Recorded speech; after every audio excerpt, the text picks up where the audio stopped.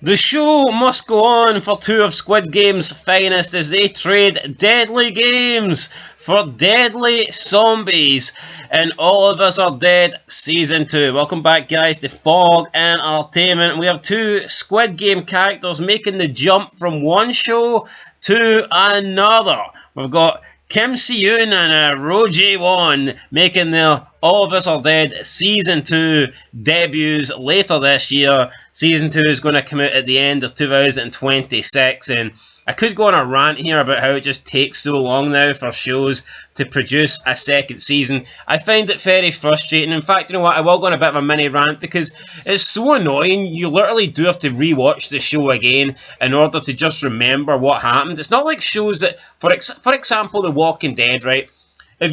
Every season, they bring out a brand new season. So by the time you get to season 4, and you're going into season 5. Yes, it's been 4 years since season 1 came out, but because they introduce a brand new season every year, and you're watching the show every year, and you're seeing the characters, you almost remember even when you're watching season 4, you still kind of remember what happened in season 1 because it's relevant, and you're seeing those characters. But when you get a show that comes out season 1, and then you have to wait 4 years till season 2, it does, man. It completely just erases your mind and memory of what happened.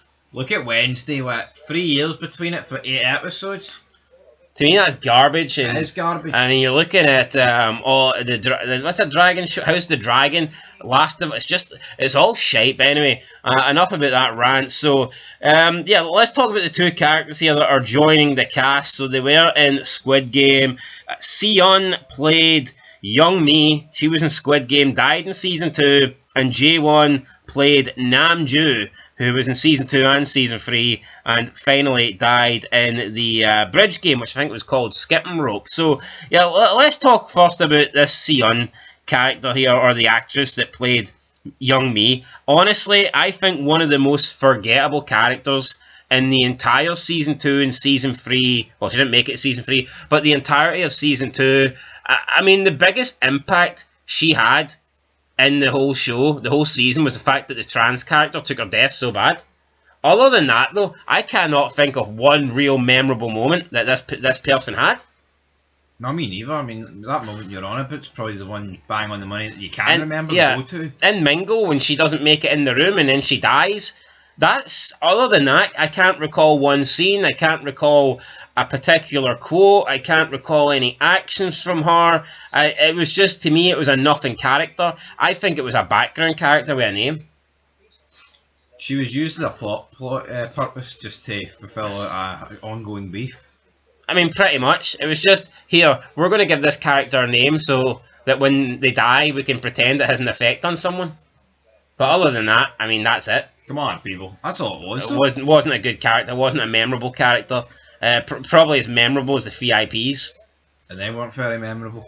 Well, actually, they probably were because they were so shite. But alright, maybe that was a bad comparison. Point is, no one's sitting here thinking, oh, that character was amazing. Can't wait to see what she does in All of Us Are Dead. That's not to say that you can't get a different character and you can't do a good job, but I just think based on what we've seen in Squid Game, I'm hardly excited. No, of course not. I'm not excited. But right. Again, it's a different show. Maybe they'll do something different. Let's speak of Ro Jae-won, though, who played Nam-gyu. I actually did like this guy. He wasn't as good as Thanos, but you know what?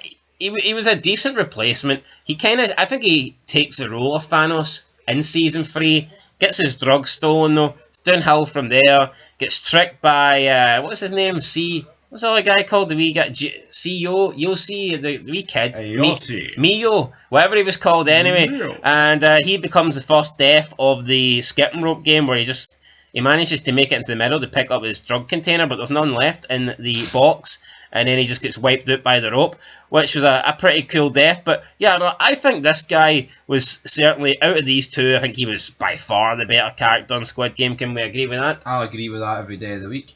Alright, so I wonder what role he's going to play. I'm imagining a villain. I think he would do kind of well in the... What was the guy called in school? The jock guy, the King of Hearts. Not the King of Hearts. Playing with the King of Hearts. No, that's a different show. That's Alice in Borderland. What's the club? Different race as well. Club Hearts. Different race? Same race, mate. No, I thought All of Us Was Dead was... Korean? Aye, Alice in Borderland's Japanese. It's a different race. It's Asian, mate. Japanese and Koreans are two different races. I wouldn't describe that as a race, like, but well, I agree to disagree. I forget his name. I'm not going to remember. The show was 3 years ago. That's the problem. That is the problem. when you only see these shows that come out and then you have to wait 3 or 4 seasons, I think they are borderline impossible not to rewatch if you want to watch season 2. Not the problem is as well, we've watched so much shows between then. Yeah, even if you only watched one show, it's hard to remember. No, but that's another problem, man. These people need to remember that. Like, you're not just going to, have loyalty to this one show.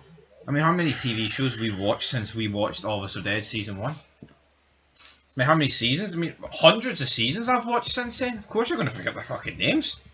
And it's just, you know what happens is... Can barely remember their names when we're watching it. I reviewing it, and you factor in 3 years later.